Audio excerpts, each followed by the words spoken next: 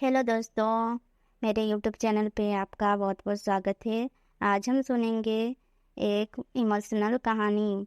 तो चलिए शुरू करते हैं इस कहानी को।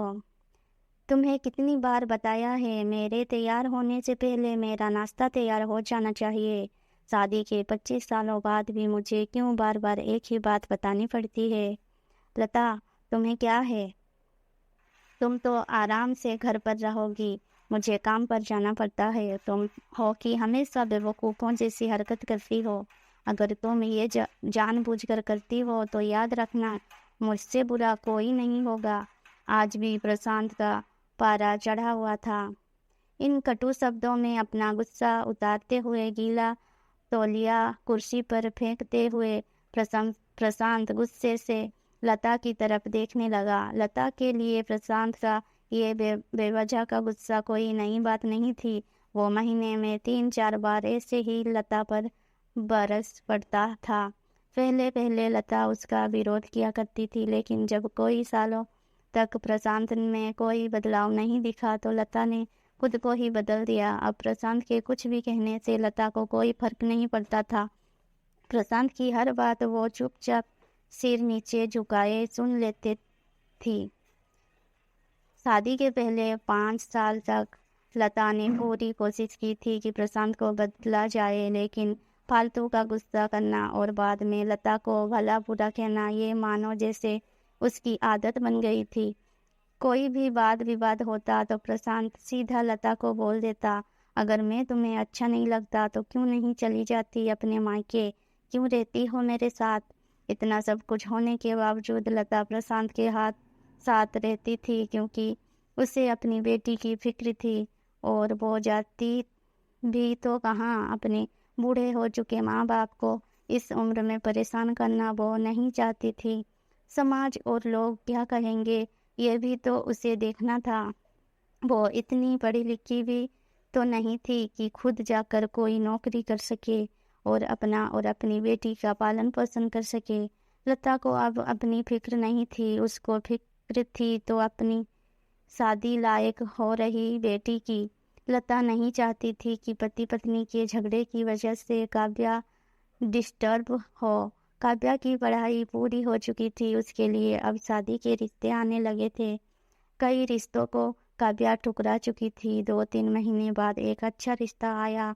रिश्तेदारों और पहचान के लोगों ने भी लड़के के बहुत गुणगान किए थे। प्रशांत एक शाम अपनी बेटी के पास बैठकर उसे बताने लगा, काव्या बहुत अच्छा लड़का है, पढ़ा लिखा है, बड़ा घर है, बहुत अच्छी नौकरी है। ऐसे रिश्ते बार बार नहीं आते बेटा, इस बार मना मत करना। काव्या अपने पिता से ज़्यादा बात नहीं करती थी। शायद डरती थी या शायद नफरत करती थी, लेकिन आज वो अपनी पूरी हिम्मत इकट्ठा कर बोली, मुझे अभी शादी नहीं करना है पापा, मैं नौकरी करना चाहती हूँ, खुद अपने पैरों पर खड़ी होना चाहती हूँ। हाँ तो उसमें क्या बड़ी बात है, मैंने लड़के से बात की है, वो तुम्हें किसी बात के लिए नहीं रोकेगा। तुम शादी के बाद भी नौकरी कर सकती हो, वो तुम्हें नौकरी के लिए परमिशन दे देगा। प्रशांत बोला,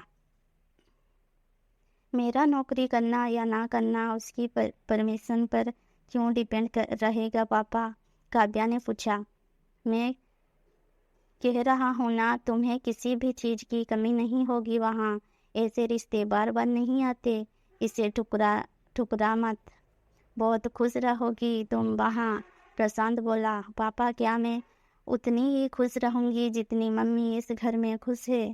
काव्या ने तंज कसते हुए कहा, आज तुम्हारी जवाब कुछ ज़्यादा नहीं आज तुम्हारी जवान कुछ ज़्यादा नहीं चल रही। प्रशांत गुस्से से आंखें बड़ी करते हुए बोला, पापा मुझे शादी ही नहीं करनी है, क्योंकि शादी के बाद अगर वो लड़का आपके जैसा निकला तो मैं क्या करूँगी? मुझे आपके जैसा जीवन साथी नहीं चाहिए जो बिना बात के मुझ पर हमेशा चिल्लाए। मुझे कुछ भी अपनी पसंद का लेना हो तो 10 बार सोचना पड़े, कहीं वो नाराज ना हो जाए। मेरी तबीयत कैसी भी हो उसे परवाह ना हो। रोटी थोड़ी सी मोटी बन जाए तो घर सर पर उठा ले, उसकी चेक बुक ना मिले तो भी मेरा ही दोस्त निकाले।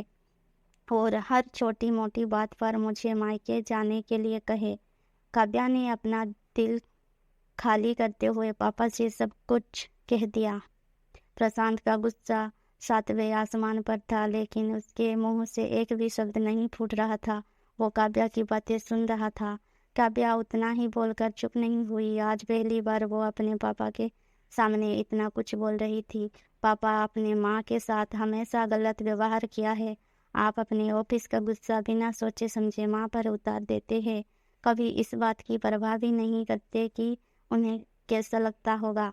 आपकी बातें सुन सुन माँ ने अपना स्वाभिमान खो दिया। प्रशांत आज पहली बार अपने किए बर्तावों को महसूस कर पा रहा था। वो इतना ही बोल पाया, जो तुम्हारा मन है वो करो, मैं तो इतना बुरा हूं ना। काव्या ने प्रशांत का हाथ पकड़ा और बोली, पापा, मुझे सिर्फ एक सवाल का जवाब दे दो। क्या आप चाहेंगे कि मेरा पति आपके जैसा हो? अगर आपका जवाब हाँ है तो कर दीजिए मेरा रिश्ता आज ही, और ना है तो मुझे आत्मनिर्भर बनने दीजिए। प्रशांत कुछ भी ना बोल पाया और वहां से चुपचाप बाहर चला गया। आज उसे लता के सामने जाने में शर्म आ रही थी। चलते चलते उसकी आंखों से आंसू बह रहे थे। प्रशांत ने आज से अपने आप को बदलने का निश्चय किया।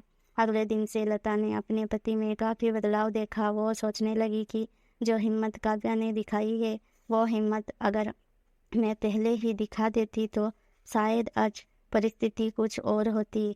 अब काव्या पढ़ लिख कर अच्छी नौकरी करने लगी थी और 3 साल बाद उसके लिए एक अच्छा रिश्ता आया।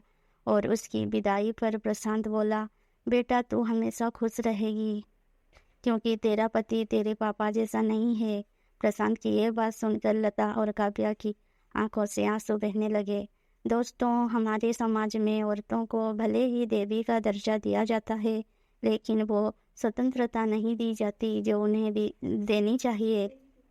उन्हें बचपन से ही बताया जाता है कि वो पराया धन है। स्कूल से आने में देर हो जाए तो पिटाई मिलती है। मोबाइल पर बातें करते हुए दिख जाए या खिड़की से झांकते हुए दिख जाए तो शक किया जाता है। माँ बाप का घर तुम्हारा नहीं है, पति का घर ही तुम्हारा घर है।